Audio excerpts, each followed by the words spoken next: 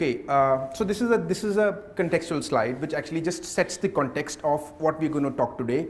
I think each one of you are aware we are in an L&D workshop, and I think learning issues is one of the prime factor why we are attending this particular workshop. So I would say that, okay, we can basically say there are different percentages and why and what's the problem basically of learning, but absolutely people forget what they learn in formal training in just 1 week, which is a fact, which everybody knows about it. But I would like to mention it so that when we take our thought process in this discussion, actually we take it from here, so that we know basically that what is the ground level reality and how basically we can solve that particular problem for our respective organizations within the constraints that we have. Employees learning what they need to know for work by collaborating with others. So we can actually mention this is called on-the-job learning. And then we say basically formal learning, which is the first step. But yes, formal learning, probably people are forgetting when they are learning. And then the last one would be people don't see opportunities for professional growth in their organization. And I think this is absolutely a great statement to define what is the meaning of directional learning that we have been hearing. And how does it translate and solve this particular problem? So basically I will say, what is it? We as employees, from a learning perspective, there are only two actors in the entire organization for any industry who are actually responsible for the final output and a solution to this entire problem. Of course, sounds very simple. Employees, managers. So now, managers want employees to be productive. That's their single point of agenda actually. And employees want, I would say, what's in it for me? Simple as it gets. Everybody of us, even at whatever position actually, the first thing, imagine let's say I talk about, it's a very, very simple concept which all of us basically would know, that we have job, we have a competency, and we have a learning. Job is mapped to a competency is mapped to a learning. That's it. In the end, learning drives my job and that drives my productivity, which is my bottom line. So I'm basically translating a very thick and difficult problem basically in a very simplified manner. It sounds very simple, but all of us know how difficult it is. So we will basically, for the next 25 minutes, I request you to just remember this so that I don't repeat it again and again. Job, mapped to competency, mapped to learning. If you do great learning, you do great job, and you're productive. And you're productive, your manager is happy, your company is happy, he gets a boost, you get a boost, and you are contributing to the organization, and your organization basically is doing great. So now, everybody knows about it. Now I take an example of the employee, and I again say, what's in it for me? So when I say what's in it for me, let's be honest and think about it, that do I naturally think for the first time when I look at it from a learning perspective, what's in it for me? I go and think about, I've got this particular job, and there are about 5 competencies attached to it and 10 learnings attached to it. Let me go and figure out what are the learnings I don't know. Do I do that? Anybody does that? Okay. I will not churn your minds. I will question and I will answer. So it's easier. It's the last session. Don't worry. So I will say that maybe I'll get down. I am closer to you. So I was mentioning that I've got 5 competencies. I've got 10 learnings. I've got a job. What's in it for me? I will never think about, let's be honest, what are those learnings I should do? I will only learn based on what comes to me. And then I will select and I will choose. There are multiple scenarios. I will take a superset of all our organizations actually, so that all of you can relate to it. So, and actually I'm talking about directional learning, which I will try to conclude. So we are saying that what interests me is what I will want to learn. Now, it is the job of my respective manager or the framework that I have that I come across those learnings which are actually tied to my competencies, and which basically indirectly gives me an inclination to learn. Why am I learning? Because it interests me. So if I say what's in it for me, I would only learn something where I feel I'm interested, or I feel that personally in my professional career in general, it will help me to grow. Third, very recently I have been bombasted by my manager, and he has told me 5 improvement areas, so that's on my mind. So those 5 improvement areas, if I come across that particular learning, I will go for it. Or in general, I know these are my strengths and I want to sharpen my skills. That is independent of my organization. I want to sharpen my skills. And if I come across that particular learning, immediately that will take my interest because I am going to benefit my personal career. And of course, everybody's agenda is basically that we are successful professionally. And I think if from an organization perspective, when we are as HR practitioners thinking about how are we translating learning from a direction perspective or from an output perspective, and how my each and every single learner actually relates to it, is something that if we only remember this word while we have those job competency learning stuff at the back, that when my employee says what's in it for me, I am able to feed them a lot of information. This might be a little confusing, which is why, while there is something on the slide which I will basically try to gaze through, but I will just write it here so that I can drive directional learning through that. And managers, how do I drive productivity for my team? Absolutely, which is absolutely their KPI.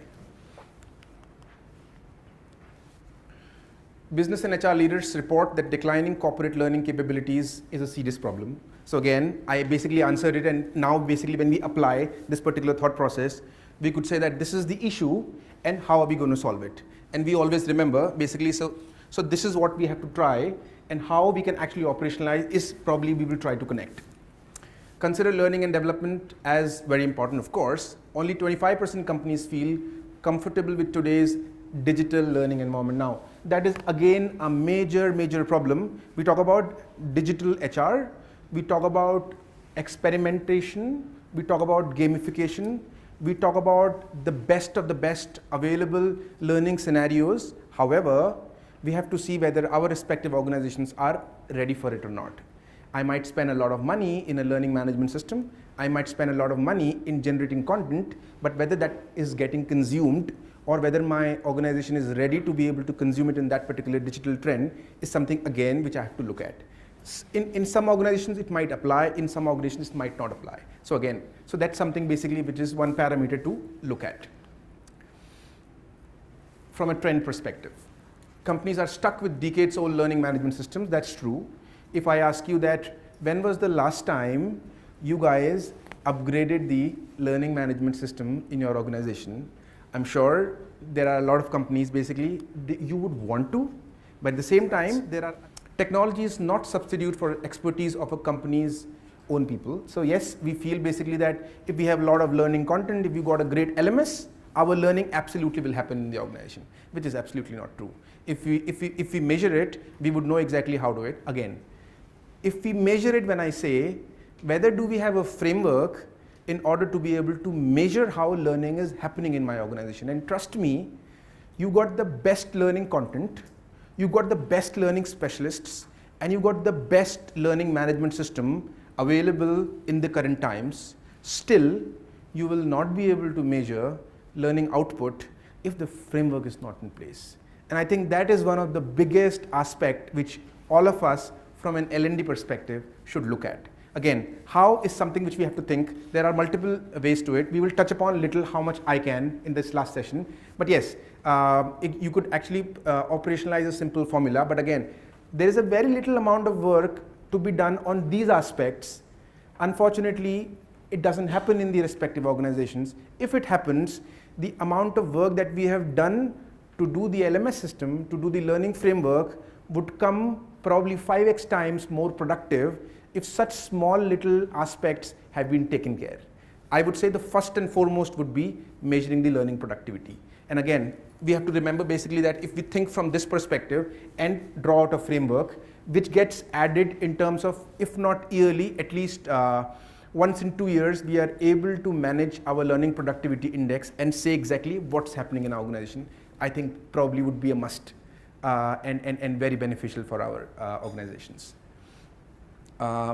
Advanced media, including audio, video, and simulations, are essentials in learning. I think this is a given. I don't think this is a problem. We know exactly that today everybody can consume advanced learning technologies. Again, the content basically is the king, and how are we basically going to generate that?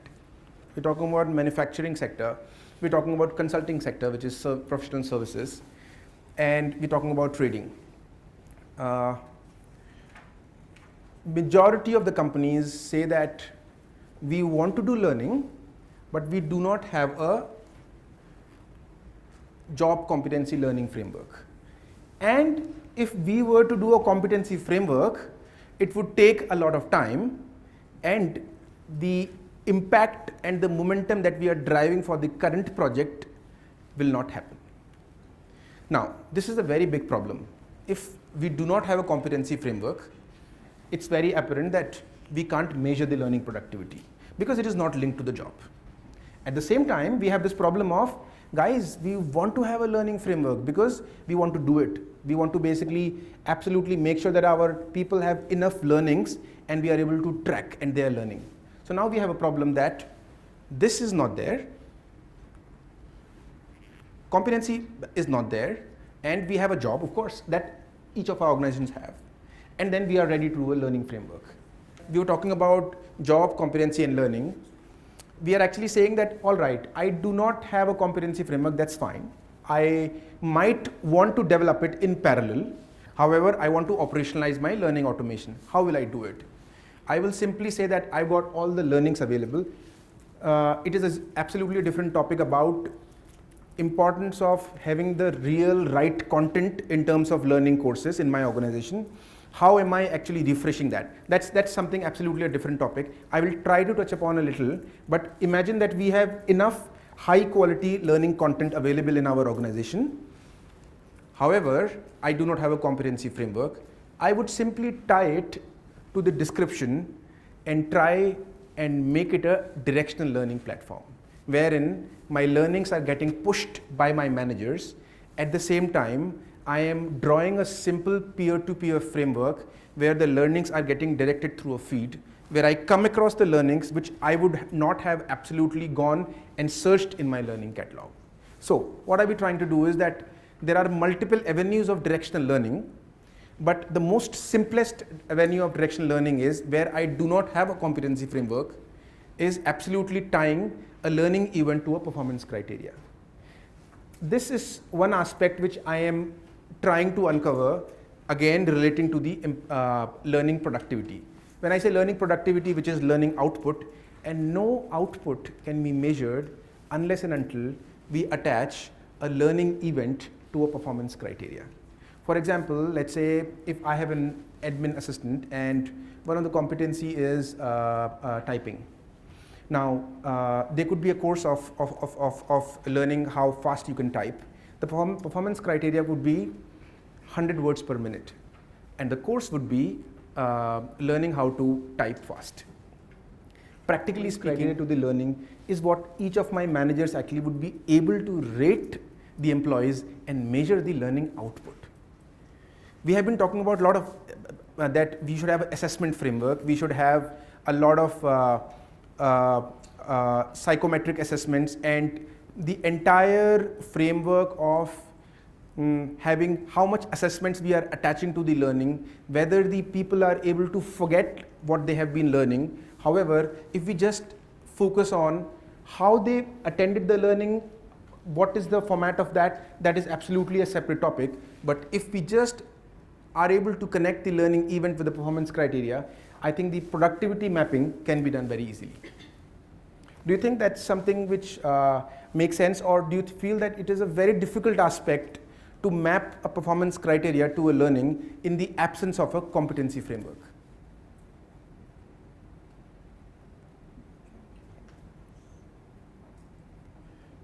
Or it sounds too theoretical, and in a real organization matter, it might be too difficult to have a performance criteria attached to a learning in order to be able to measure the learning productivity.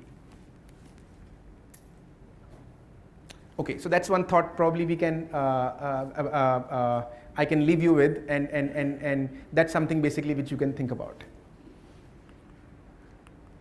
I go to the slide where I say that learning assurance is something which can be independently traced through learning output, which I was talking about. If you happen to have a competency framework, then absolutely competency assurance is something which can only and only driven by my line managers. Absolutely, if you look at it, I give the agenda of learning to my employees. I give the agenda of competency assurance to my managers.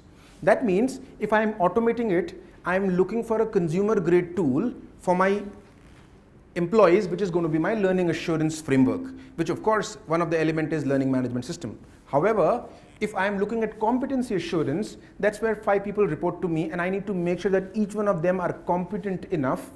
I need to have good data and good analytics and good system in order to be able to constantly rate them, which is again a bigger topic of performance management, review feedback, which Gaurav was talking about today in the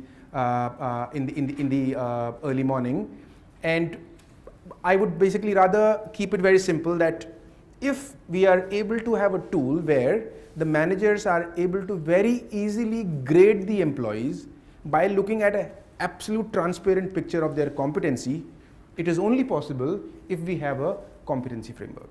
So ideally speaking, we can't do a competency assurance if we do not have a competency framework practically for the managers. So then we should be actually looking out different avenues where competency assurance can be met, or until the time my organization is ready for it and I am basically able to generate that particular competency assurance. Otherwise, we can absolutely skip this particular element. And the reason why I draw the slide like this is that each one of them can be absolutely adopted independently for our organizations based on the readiness that we have. And which is where basically the module readiness or corporatization of or operationalization of each particular process is important, that we only look at one process and try to automate and see whether we are able to make a complete automation of that particular process. The other topic actually which typically gets, which I think a little bit related to the previous session of onboarding assurance.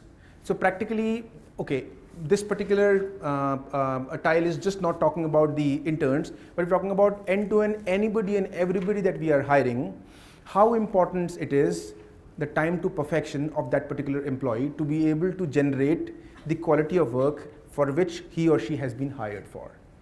And I think that's again a function of how soon, how quickly we can get them up to speed, and what is the framework that we have given to them to be able to do that.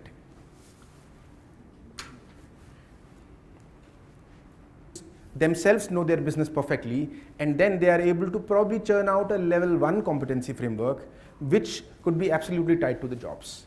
And that could be a very quick framework, which gets refreshed and built through a good data framework over a period of 2 years, 3 years, or 5 years. So again, I think that not having it basically for a period of 5 years and concentrating on other areas is something probably not, from an HR transformation, not a best practice, but the best practice could be that starting small from a competency management perspective and aligning those jobs basically into simpler competencies till the time you are able to generate a full-fledged competency framework. This is one aspect of, imagine that I was talking about what's in it for me. So when I say directional learning, I have a path which I could absolutely go from here to here or here to here. I am currently at this particular position, and I understand that based on the interest and based on the feed and based on the general discussion, I automatically become 75% ready for the job of this particular path. And now this is again basically one of the tools for directional learning, that I am automatically able to address where my interest level is, and that's where what is becoming the acceleration or igniting point of the learnings that I should be doing in order to be able to reach here. So that's again a very simple tool where we are looking at it in the perspective that I am thinking about feeds, which is social learning aspect of it. However, if the data is getting generated internally and I have a competency or a job framework for that matter, the tool is automatically able to tell me, and that is what drives me to the system which generates the good data. For me to able, for us to be able to, as managers, for us to be able to decide on the competency assurance aspect of it. So this is one aspect of it in terms of how this particular framework, if at all operationalized in your respective organizations, how will it look like in terms of a final output for the learners, and why they would come back basically and use this from a system perspective.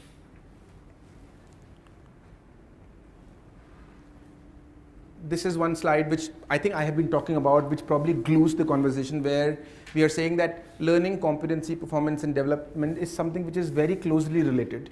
And if we are having siloed systems which is having independent data, I think it would not make sense at all in terms of an absolute HR transformation journey. So what I mean to say is that it is very easy that we can say that we have an integrated system, or we can actually get the data pumped from one system to another. But honestly speaking, in the current HR systems, I will never be able to do it. And if I have to generate data from two different systems and mash it together, that data will probably take me a couple of days, and that couple of days I will never have.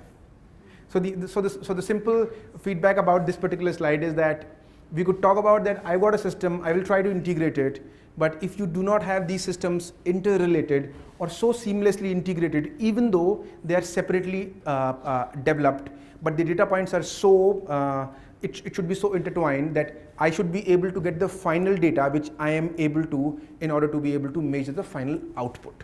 So I would basically again come back and say that we should never forget about final measurement output. Talking about time to perfection, profile assurance, I think these are the two simple aspects which in our organization sometimes basically we have or sometimes we miss, which basically I would emphasize that how much important it is making to the bottom line of our companies. Profile accreditation and certification process and profile self-assessment. Again, it could be very trivial assessment framework that we could have for anybody and everybody that joins at starter level or a mid-level or a senior level, but some kind of initial assessment in order to be able to see exactly how soon we are able to get the people productive will save a lot of money. Imagine a senior manager is hired and out of 12 months, from 3 months, we are able to accelerate the entire time to perfection to 2 months. It is a lot of saving. And that actually makes the business case to be able to justify to the board, why do I want to invest in a succession management or a self-assessment or an integrated automation process ready system to be able to do that. So these are some simple thoughts practically which all of us might know, but in the end we might not be able to convey it to the decision makers in order to be able to actually make it happen. This is again one view of it, because otherwise it gets very theoretical. I try to use some system screenshots so that actually you can look at it. So imagine if we are trying to do a self-assessment, it could be driven by the employee themselves, and after 3 months they fill in the information, and in the end they actually grade themselves from a competency perspective. So imagine these are the performance criteria, and finally after 3 months actually they rate themselves for the performance criteria which are mapped to the job for which they were hired, and then it is being graded by their respective managers. So then we are able to actually have a ready data after 1 year that how many people were hired and how long was the time to perfection, and what was the difference between similar people who were hired for a similar role, and which particular course or learning criteria makes that difference. And then we will be able to know that I am having this learning intervention missing in my learning framework, and I should be able to work on it, which is again the data which is the missing point, which probably is making our HR transformation exercise weaker.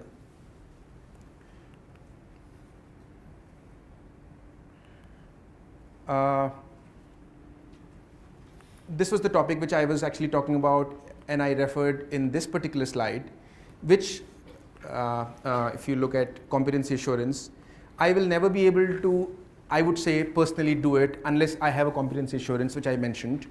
However, if I have it, what difference can it make to my organization?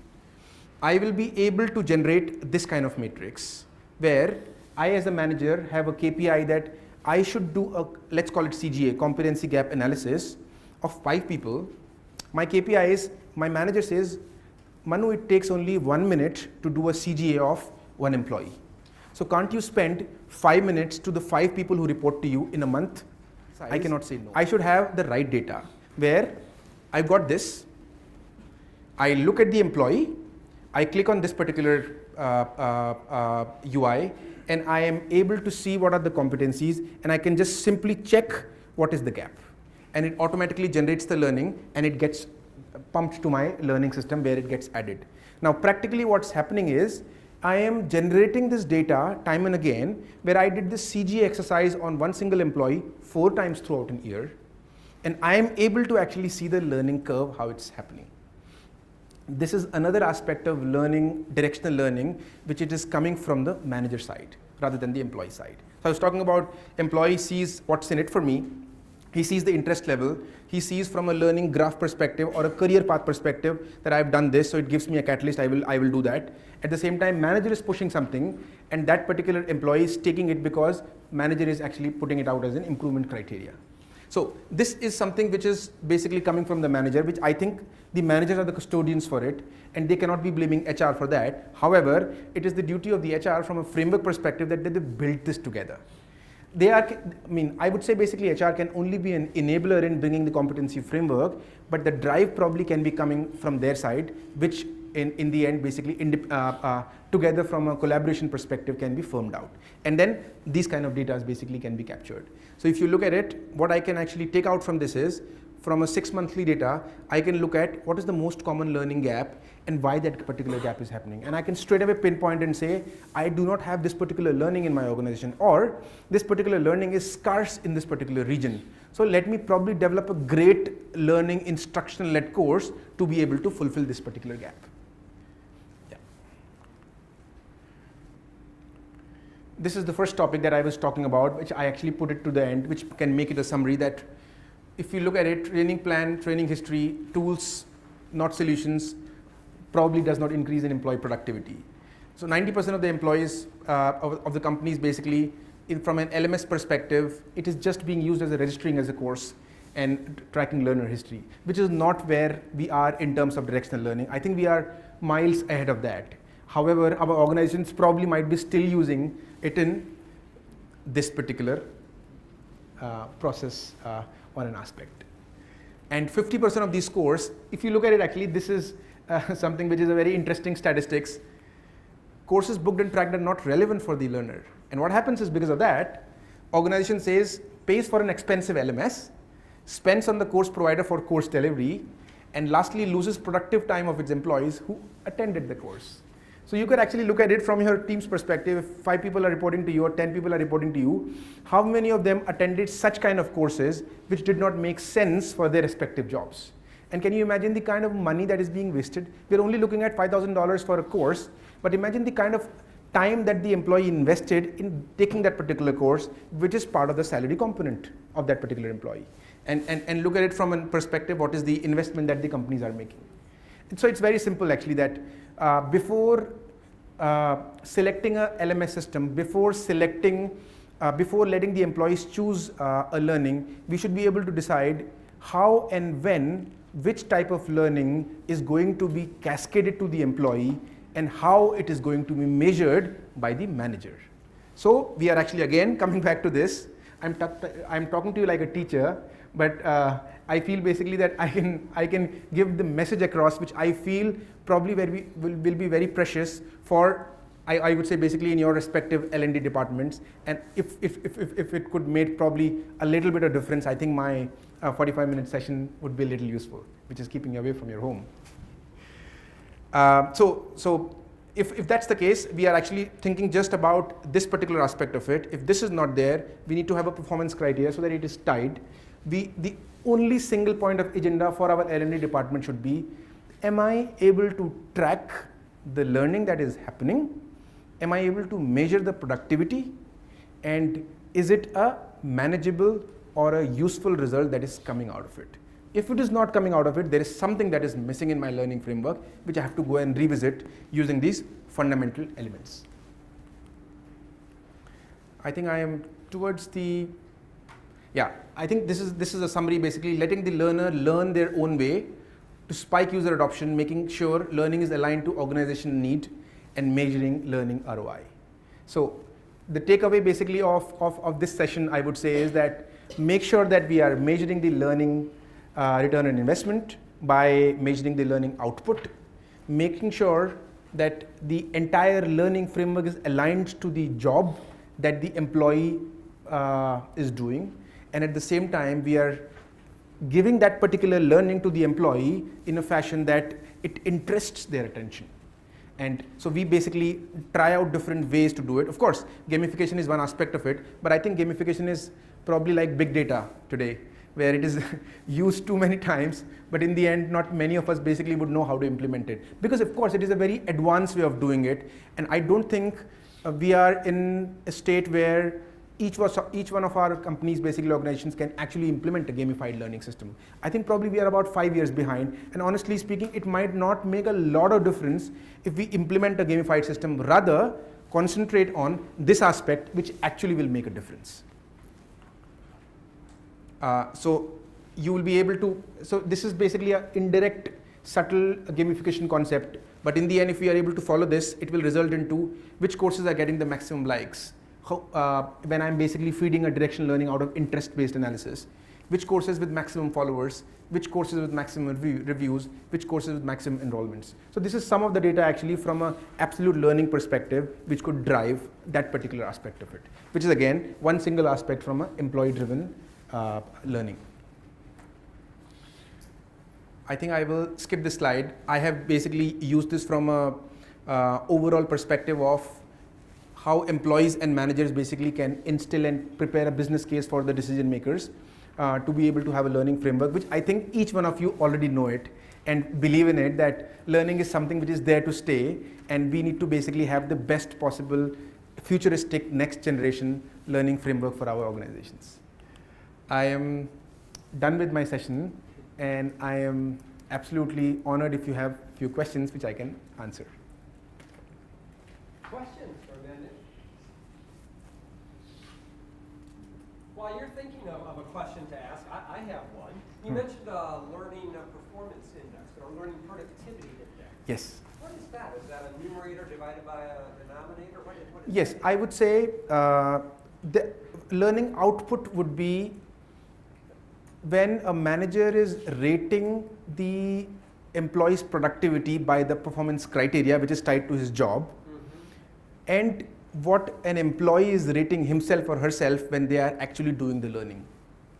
So when I am going and doing the learning, I will rate myself, and my manager I will rate it probably from a perspective how much I learned, which is the biggest problem, because how much I learned is not what my organization wants. My organization wants how much I applied. And my manager will always be able to only look at, he will not look at the learning event, he will look at the performance criteria which is mapped to the job. So what was the output? So that probably will be the learning index, which can actually be a real data point for us to be able to see whether the learning framework in my organization is working or not. Yeah. Good. Another question. I have a question. When it comes to competencies, right, we have some of them are easily measured, but we have the behavioral competencies that are part of the performance review. How do you address that? Okay, very interesting question, Newton. Actually, we should probably have an active way of measuring that, which could be again left to my final line manager, who's looking at it and doing a fluid ranking rather than probably making it more of, because behavior is very abstract. So that could be probably done by more competency gap analysis done by my manager, which is through the system or through the discussion that he feels, and he puts that data in. So it could be either way, either using a pure competency framework and putting behavioral under goals, and that's where goals are basically getting feedback throughout the year and getting recorded, and competencies are getting recorded through a CGA process, or again having a quantified framework of behavioral if that is very important for my kind of industry. One more question? Can I? Sorry for that. If you look at, for example, presentations, right? The ability to present. What do you call that? Do you call skills or do you call competence? Presentation skills? Oh, it's skills.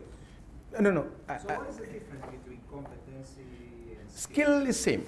Competency and skill is, I think it's just one form of, it's a way to explain. I would say competency is ability to, okay, I give an example. You must have heard about different languages, Python, C++, or Java for that matter. Java is a competency. And to be able to code complex algorithm is a performance criteria, which actually stems from the competency. So I think presentation skills, probably I would put it into the soft skill pattern, which is more on the behavioral competency. But in the end, from a definition perspective, I think competency can be just another word for skill. I mean, we use I'm sorry, I think I have confused you. Presentation skills is something which is different. Sorry for asking that question. No problem. What you presented to us, Yes. it sounded more like with the system that you presented, it's easy for us to spot the skills Yeah. that people need to perform in the jobs. Yes. Right? Yes. But it doesn't address the real The soft part of it. deeper competencies that are necessary. Behavioral or even other types of competencies that are related to performance. Right? Yeah, I think, okay, For collaboration, okay, or communication, or decision making, things like that. Newton, that will come under the soft competency part of it.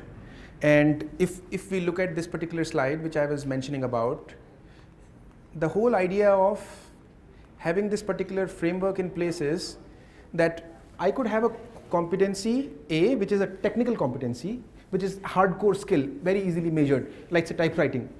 The other one is actually, it's about behavioral skills basically, which is more towards the soft part of it.